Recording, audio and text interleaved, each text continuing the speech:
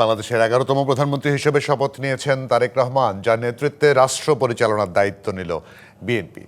রেওয়াজ ভেঙে বঙ্গভবনের বদলে এবারের শপথ অনুষ্ঠান হয় জাতীয় সংসদ ভবনের দক্ষিণ প্লাজায় খোলা আকাশের নিচে। বিকেল 4টার কিছু পরে মন্ত্রিসভার নতুন সদস্যদের শপথ পড়ান রাষ্ট্রপতি মোহাম্মদ শাহাবুদ্দিন। রাষ্ট্র পরিচালনায় তারেক রহমানের সঙ্গে 25 জন মন্ত্রী এবং 24 জন প্রতিমন্ত্রী।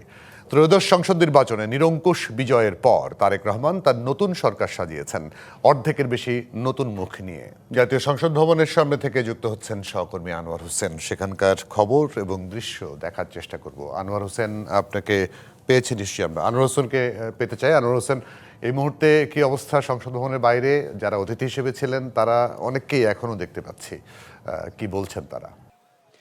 জুয়েল, একেবারেই পরন্ত বিকেল গড়িয়ে সন্ধ্যার কাছাকাছি গোধূলি বেলা বলা চলে। অন্যরকম একটি পরিবেশ নিঃসন্দেহে। একটি নতুন সরকারের যে যাত্রা, মন্ত্রিপরিষদের শপথ, সেই সঙ্গে তারও আগে সংসদ সদস্যদের শপথ অনুষ্ঠান। জাতীয় সংসদ ভবনের এই প্রাঙ্গণ খোলা প্রান্তর, এক কথাই বলি ইতিহাসের এক অনন্য অবস্থায় বলা চলে। ইতিহাসের আরেকটা নতুন যে দিন, অধ্যায়ের যে শুরু, সেটি আসলে বলা যায়। এক ধরনের সাক্ষী অনুভব অনুভূতির জায়গাটা একেবারেই অন্যরকম, সেটি বলাই যায়। এখন পর্যন্ত আপনি যেটি বলছিলেন, যদি বলি এই দক্ষিণ প্লাজার যে জাতীয় সংসদ ভবনের সামনের যে জায়গাটি রয়েছে, এখনো বিভিন্ন শ্রেণী পেশার মানুষ, অতিথিরা এখনো আছেন, বা এখানে যারা আয়োজক হিসেবে ছিলেন সংসদ সচিবালয় থেকে শুরু করে সচিবালয়ের যে লোকজন, কর্মকর্তা, তারা কিন্তু এখন পর্যন্ত আছেন, বা উৎসাহ উদ্দীপনা উৎসুক জনতা এখনো আছেন।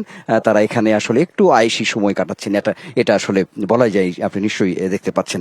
এখন মূল যে বিষয়টি আছে সেটি আমরা দেখেছি। এখানে যারা আছেন তারা বলছেন, কথা বলেছি সর্বস্তরের মানুষের সঙ্গে, সেই সঙ্গে মন্ত্রী হিসেবে যারা শপথ নিয়েছেন, যারা দায়িত্ব পালন করবেন, রাষ্ট্র চালাবেন, তাদের সঙ্গেও আসলে আমাদের কথা হয়েছে। সব মিলিয়ে যে মোটা দাগে যে বিষয়গুলো সামনে এসেছে সেটি হচ্ছে যে নতুন বাংলাদেশ গড়ার যে একটি আকাঙ্ক্ষা, সেই বিষয়গুলোই কিন্তু বারবার উঠে এসেছে। এবং আমরা দেখেছি বিভিন্ন স্তরের মানুষের আসলে আকাঙ্ক্ষা, আশার যে বিষয়টি রয়েছে সেটি অনেক বড় আকারের। জুলাই আন্দোলনের যে পরবর্তী পরিস্থিতি, রাজনৈতিক অবস্থা, সব মিলিয়ে এখন একটি আশা আকাঙ্ক্ষার জায়গা তৈরি হয়েছে। এমনটাই কিন্তু আসলে বারবার ঘুরে ফিরে আসছে। সব মিলিয়ে সর্বোপরি একটি আশার বিষয়গুলোই সামনে আছে। আপনি যেটি খবরে বলছিলেন, আমরা দেখলাম যে বিএনপি 2 দশক পরে রাষ্ট্র পরিচালনার দায়িত্বে আবার সেই হিসেবে প্রধানমন্ত্রী হিসেবে অধিষ্ঠিত হলেন বিএনপি চেয়ারম্যান তারেক রহমান। 25 জন মন্ত্রী, 24 জন প্রতিমন্ত্রী, এই যেখানে নতুন মুখ আছে অনেকগুলো। আমরা এখানে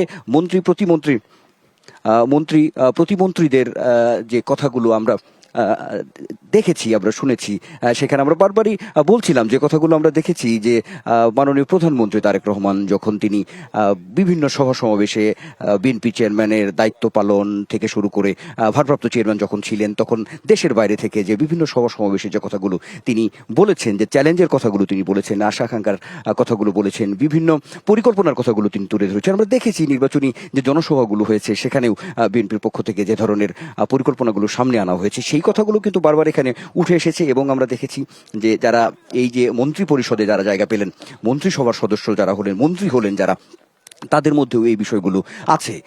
যেমন চ্যালেঞ্জ আছে, তেমনি ভাবেই তাদের মধ্যে স্বপ্নের জায়গাগুলো তৈরি হয়েছে, যে তারা সবকিছু পেছনে ফেলে একটি নতুন বাংলাদেশ গড়ার যে বিষয়টি, সবার আগে বাংলাদেশকে যে জায়গা করে দেওয়া, সেই বিষয়গুলো কিন্তু আসলে বারবার আমরা দেখেছি উঠে এসেছে এখন পর্যন্ত।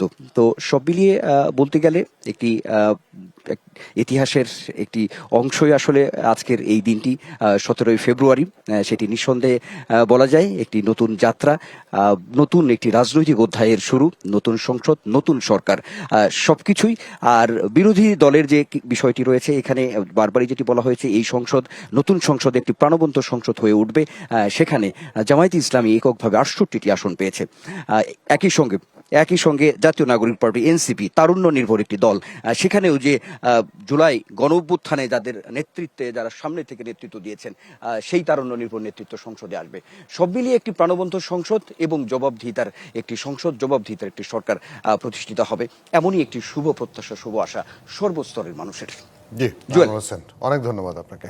আজকের সংসদ সদস্য, তারপরে মন্ত্রিপরিষদ, প্রধানমন্ত্রী সব শপথ গ্রহণ শেষ হয়েছে। তবে একটি বিষয় নিয়ে খুব উল্লেখযোগ্য যে বিএনপির সংসদ সদস্যরা সংবিধান সংস্কার পরিষদের সদস্য হিসেবে শপথ নেননি। এসব নিয়ে কথা বলার জন্য আমাদের সঙ্গে অতিথি হিসেবে যুক্ত হচ্ছেন আইন ও সংবিধান বিশেষজ্ঞ ডক্টর কাজী জাহেদ ইকবাল। ডক্টর জাহেদ ইকবাল, আপনাকে স্বাগত। একটা ওই যে আজকে যেভাবে সালাউদ্দিন আহমেদ আসলে কালকেও একটু আভাস দিয়েছিলেন, আজকে সেটি একটু পরিষ্কার করলেন যে তিনি যেটা বলেছেন আপনি নিশ্চয়ই খেয়াল করে থাকবেন যে সংবিধানে এই সংবিধান সংস্কার পরিষদের কাকে শপথ পড়াবেন এগুলো নিয়ে কোনো কিছু উল্লেখ নেই।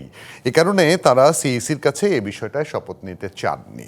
এটি আপনি কোনো সংকটের কোনো আভাস দেখেন? কারণ এনসিপি বলছে তারা বিরোধিতা করেছে, জামায়াত প্রতিক্রিয়া জানিয়েছে, আবার তারা মন্ত্রিপরিষদের শপথে উপস্থিত ছিল না। না, আমি এখনই সংকট মনে করছি না। আমার ধারণা যে এইটা হতে পারে যে আপনার একটা আইডিওলজিক্যাল ডিফারেন্স তো দুই পক্ষের মধ্যে আছে। আপনি আইনের ব্যাখ্যাটা কাল থেকেই আমরা শুনছি, বিএনপি যেভাবে বলছিলেন, এবং আমি আইনের একজন ছাত্র হিসাবে বলতে পারি যে বিএনপির যে বলা বা বিএনপির যে বক্তব্য এই বিষয়ে সেটার লিগ্যাল বেসিস আছে।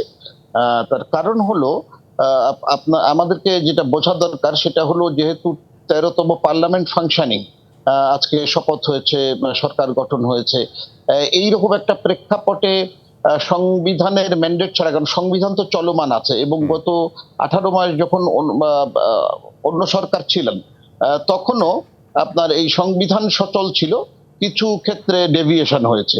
তো এইরকম একটা প্রেক্ষাপটে আসলে আমাদের মনে রাখতে হবে যে সাংবিধানিক যে শাসন বা সাংবিধানিক যে প্রক্রিয়া সেটা চলমান ছিল, এবং সেই সাংবিধানিক শাসন চলমান থাকা অবস্থায় আপনার যদি ডেভিয়েশন হয় সংবিধান থেকে বাইরে অন্য কোনো পদ্ধতিতে আপনার যদি শাসন প্রক্রিয়া চালানোর বা সংবিধান সংশোধনের উদ্যোগ নেওয়া হয়, সেটাতে আসলে একটা আপনার যেটাকে বলে আইনের ব্যত্যয়ের সুযোগ তৈরি হয়। সে তেমনটি বিএনপি বলার চেষ্টা করেছিলেন, যেটা লিগালি সাপোর্টেড।